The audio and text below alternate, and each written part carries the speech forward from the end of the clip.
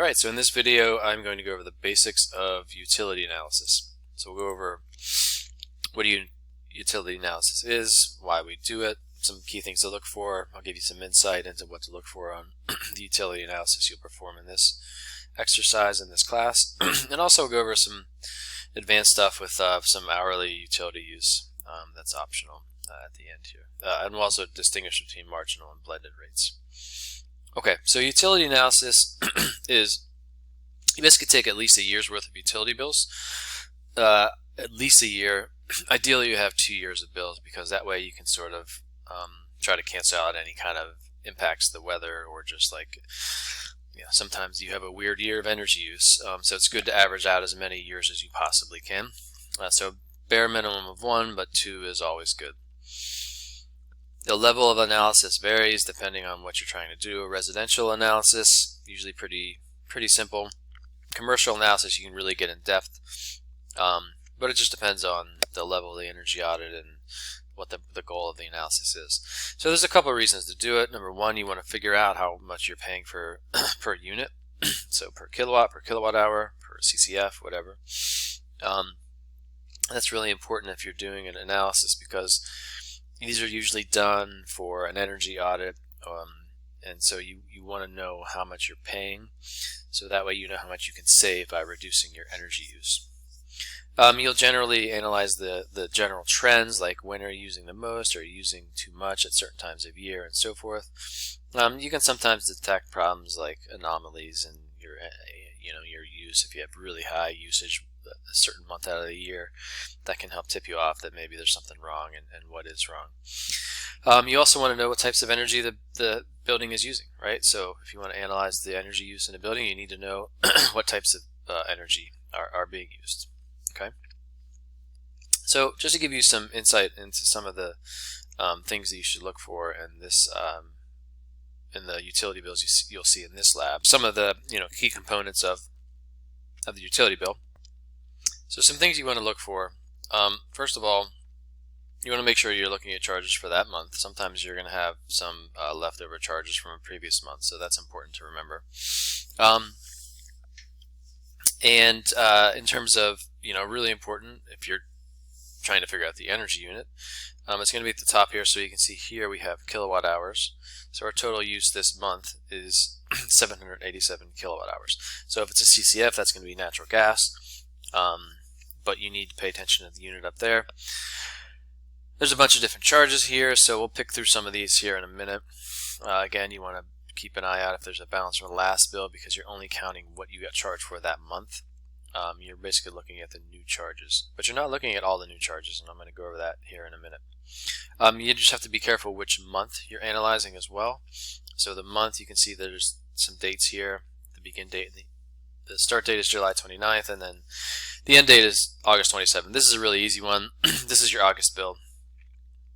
But you got to be careful, because let's say this was, I don't know, July 10th and August 10th. The bill itself, even though it would be July through early August, it would say August's bill, but it's actually July's bill, because if it's July, again, if it's July 10th through August 10th, then most of that bill covers July, not August. So you got to be just a little bit careful about which month you say that it is. Alright, so a little bit more advanced, but it's really not that advanced, and so I want to make sure you understand this. So you want to jot this down: blended rate versus marginal rate. So the blended rate, this is kind of the lazy way to do it. We're not going to do it that way. But the blended rate is you take all of the total cost of energy, or the total cost for that whole bill, for that energy source, and divide it by the total energy used. Okay, and I'll go over the example here in a second. The marginal rate is more accurate. So if you're want to calculate how much energy you're actually paying per kilowatt hour or per CCF, you want to calculate the marginal rate, and that's the energy cost divided by the energy use. So let's look at this example here. So okay, so we have a bill here. So if we calculate the marginal cost, we want to look at which charges up here are based on the kilowatt hour usage. So you want to look for the kilowatt hour, right? So kilowatt hour, not kilowatt, that's power, but kilowatt hour. So we got each kilowatt hour. These are all kilowatt hour charges. Okay, so you can see there's also a flat a customer charge. You're getting charged that no matter what. Doesn't matter if you use 0 kilowatt hours or 1,000,000 kilowatt hours. You're still getting charged $9.59. And then the kilowatt, that's totally different. That's your peak demand over the course of the year. It's calculated in different ways. This isn't really going to change much month to month, and so that's not. If you change your energy use, right? Remember, so kilowatt hours is energy. If you change your energy use, that power charge really isn't going to change. That customer charge isn't going to change. Okay, but these all will change. Okay, so if we calculate the total energy charges, so the energy charges are what you're paying for energy, not the customer, not the demand, not the power. So the energy charges are this, the 1756 plus the 1006 plus 4141 plus 2378. You add them up and you get $92.81. So the marginal cost of energy, again, is the energy cost divided by the energy used. So it's 92.81 divided by 787 kilowatt hours. So it's going to be 11.8 cents per kilowatt hour. That's your marginal cost. The blended cost would be this whole electricity charge, so $108.22 divided by 787. Okay, so you can see my marginal cost, I'm actually only paying about 12 cents a kilowatt hour, but if you did the blended rate, you just took the whole electricity bill and divided that by the electricity used, you'd end up with about 14 cents, which makes you think that your electricity is actually more expensive than it is, because again, these charges, the demand charge and the customer charge, they're not going to change no matter how much electricity you actually use. So why is this important? What are the implications? So let's just give you a hypothetical example that if I say, look, I want you to change, I go and I'm going to tell you to change all your incandescents to LEDs, and you can save 1,000 kilowatt hours a year. It doesn't matter what you're doing. It could be get a new heat pump, turn off, get a new refrigerator, whatever. But you're going to save 1,000 kilowatt hours a year. And I want to tell you, like, how much money am I going to save by reducing my annual energy use by 1,000 kilowatt hours, right? So if I do my blended rate, okay, 13.7 cents per kilowatt hour, I'm going to okay, cool, I'm going to save 137 bucks a year by reducing my energy use by 1,000 kilowatt hours. But that's not true, because this is not really what I'm paying per kilowatt hour. This is what I'm paying per kilowatt hour. So if I reduce my energy use by 1,000 kilowatt hours, I'm only going to save $118, not $137. So it makes a difference. Now, this is not like a major difference, but imagine this is 100,000 kilowatt hours in a large commercial building. And then you're really talking about major dollars here. Okay, so it is important, it's most accurate to do the blended rate, and that's what I'm going to expect you to do on the lab. So when you do the lab, you only want to count the electricity or the energy charges, and also for natural gas, just the per CCF charges. Okay, so that's your marginal versus blended cost of energy. Okay, so this last part is optional, so feel free to skip it if you want, but it's really cool, so I suggest at least taking a look. You can do some advanced utility analysis. So this is actually hourly data for 1 year of electricity. So this is January, February, March through December, and this is 12 midnight through the end of the day as you go from the bottom to the top.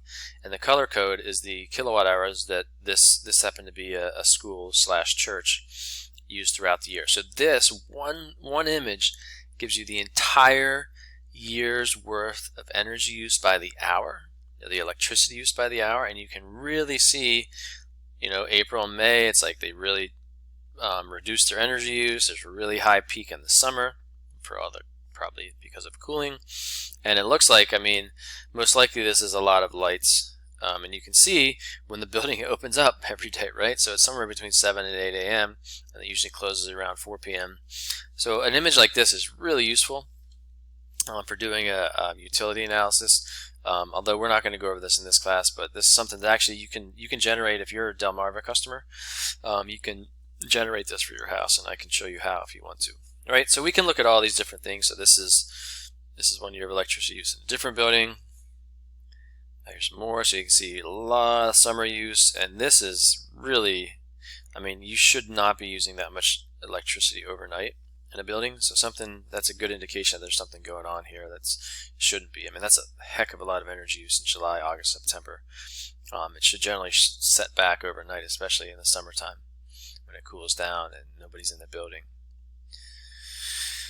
This is more electricity use. Again, this is somewhere that wasn't using a whole lot of electricity. I believe this was the COVID year. Okay, you can do it with gas. You can do it for anything that you have hourly use. There's other things you can do. This is generated through pivot tables. So again, this is something I can show you how to do if you want to. But this shows you every weekday the average energy use by the hour in January, February, and March on average. So you can see this is a building we were auditing. And this is the color coding was, you can do that in Excel, and the red just helps it jump out to show you really high energy use. So you may notice this is really weird. So we have midnight at the top, and this is 11 p.m. at the bottom, Sunday through Saturday from left to right. And you can see that their peak energy use was like 2 a.m. on Sundays, which is really odd because there's nobody in the building. So that was something that we had we did this analysis and we showed them and said, look, it looks like you're using energy use when people aren't in the building. And that's just one example of how you can do, you can use Excel to analyze hourly data. And there's other ways you can analyze data, like this is the average energy used by the hour in January through December, okay, top left to bottom right. And it just shows you it sort of peaks in the morning and then it lulls in the day, and then it peaks toward the end of the day, right? So that's when pretty typical energy use, something they call the duck curve, peaks in the morning and then drops in the middle of the day when people aren't really home, and then people come back and they're using lights and so forth. And this is one that shows you the average hourly use every day of the year. So you can see January through December, big spike in January, and this actually, they didn't use, this is a different building, so they didn't use much air conditioning. Peaks up a little bit in July, but overall most of their energy use is in the winter. Okay, so now you have an idea of how to do utility analysis. You know why you should do a utility analysis, some things you can look for in a utility analysis, and then we really went over the difference between the marginal and blended rates, and also some advanced idea of how you can visualize hourly utility use.